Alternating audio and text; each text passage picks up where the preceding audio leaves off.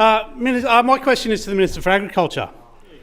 Minister, this year's People Matter employee surveys for your department shows yet another sharp decline in results across almost every category, including a decline of 9%, so that now 60% of employees do not believe the organisation is making improvements to meet future challenges. How can the state's farmers have confidence in your department when the department's employees don't have confidence in it? Honourable Tara Moriarty. That's just not true. Thank you, Mr. President, and I thank the member for this question. And I'm aware of the results that have come through, and I'll acknowledge that much of this survey work was done as we were undergoing a significant change program through the department that's been ongoing for the bulk of this year.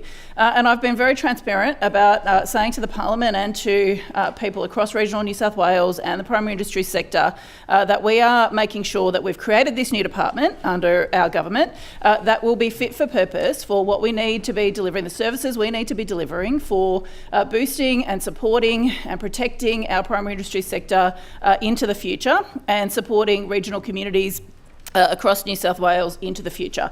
We've been very transparent about that. Change is very difficult, and I acknowledge that, and going through these processes, setting up a brand new department, consolidating resources so that we're not wasting the resources that we have, making sure that we're getting every dollar that flows through the department into services in regional communities and primary industries is being spent in the way that it should be, without waste, without duplication, whilst still maintaining over 200 offices and representations in different parts of regional communities across New South Wales, whilst boosting our research program with $100 million in the last couple of years, Mr. President, whilst boosting our biosecurity work. Will show dividends for the people who are relying on the services that are provided by this new department. Again, I acknowledge that change is difficult for people who have been in the department, who have been working through with the government about the change for this new department and making sure that we're delivering and having it fit for purpose again for the services that it does provide to the people of regional New South Wales. I've said before, and I'll say it again, I'm very confident that the department and the structure that we've set up will deliver the services that are needed for regional communities and primary industries. The Honourable Scott Barrett. Thank you, Mr. President. Just to show how bad this was, looking at the report that the Leader asked that we read more of, they do have a line on there that they've listed the most improved questions. Sorry, the Leader said. No questions are displayed, so there's none. No questions are displayed due to all comparable questions decreasing in score. On every mark, they've gone down. Now, rather than dwell into that and spend more time on how bad these results are, I just want to have a shout out to the staff at the Department of Primary Industries. It is you, DPI staff, that is helping our farmers, not press releases, not social media posts from this government. It is you doing the hard work that you've been famous for doing over 100 years. Doing this in increasingly trying circumstances, that is becoming reflected in these results. I want to say thank you for all the hard work the staff of DPIRD are doing. Their work in making regional New South Wales the best place to live, work, raise a family and grow the best food and fibre in this country. Thank you. The Honourable Tara Moriarty. Mr. President, I thank the member for continuing the discussion in relation to the fantastic work that occurs in my department. I would note, this member actually worked in the department. He was a member here in this chamber, and he then wasn't a member here in this chamber, and he appeared in the department, interestingly, post working here, Mr. President. But I also acknowledge the very hard work that is done by the incredible public servants who service this new department, the Department of Primary Industries and Regional Development, which has been set up by... Point of order has been taken. The Honourable Scott Barrett. So I just thought I'd better correct the record on that, Mr. President, in that what the Minister just said is totally incorrect. I did not work for the Department of Primary Industries in between my positions in this House. Thank you. That's not a point.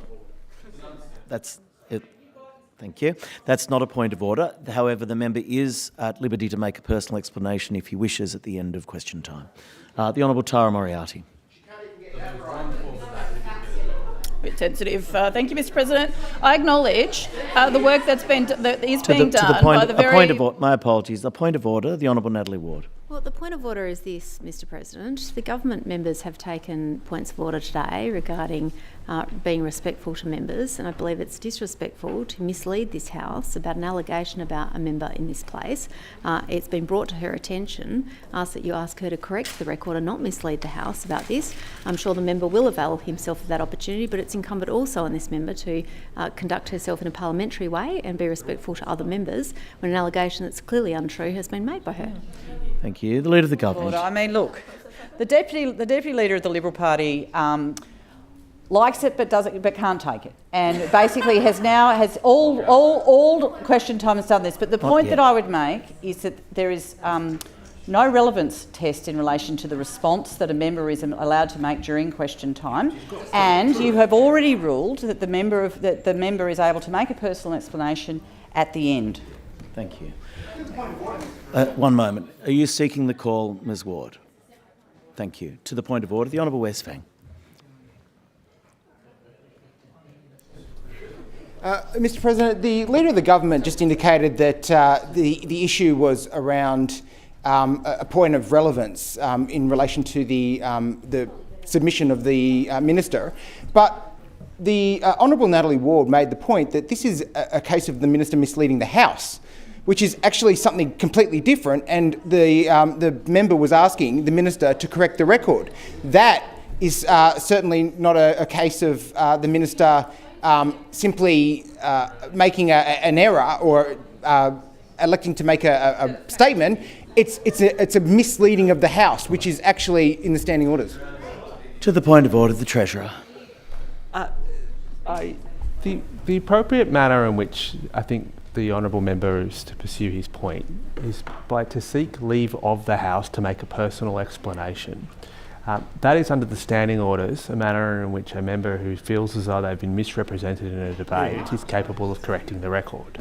Of course, the House then has to be given the opportunity to grant leave and then allow the member to make this point, of which it's entirely possible for the member to do after you rule. There's nothing to preclude the member from doing so after you were to rule, but the means to do so is not via a point of order, it's via seeking leave to make a personal explanation in which the member is able to claim that they've been misrepresented. Yes, thank you. Look, I guess is this to the point of order? No? I guess I'd make 2 points. The first is, obviously, it's not my intention to adjudicate on some of these sorts of matters in real time. I understand the point that the Honourable Scott Barrett's made, but as the Treasurer has said, and in fact, as I said previously, the way to do that, although he has already, by the way, got his contention onto the Hansard by stating it through the point of order, that having been said, to do it appropriately, it's through a personal explanation, which I encourage him to look to do if he would like to do so. The Minister has the call. Thank you, Mr President. And I want to again continue to acknowledge the incredible hard work that is done by the people who work in the Department of Primary Industries and Regional Development. They are fantastic, incredible public servants who serve regional communities, who serve our primary industries sector every single day, and I thank them for the incredible work that they do. The Leader of the Government. One more question time to go. If people have got extra questions, they should place them on the notice paper. Thank you. The Honourable Scott Barrett. Mr President, I'd like to seek leave to make a personal explanation. Is leave granted?